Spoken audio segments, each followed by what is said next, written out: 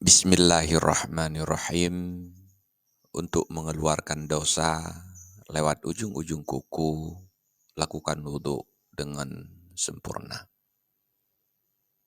Pesan ini disampaikan oleh Rasulullah SAW dalam sebuah hadis. Rasulullah SAW bersabda, "Man tawadda'a fa ahsanal wudu'a, kharajat khatayahu min jasadihi hatta takhruja min tahti azfarihi."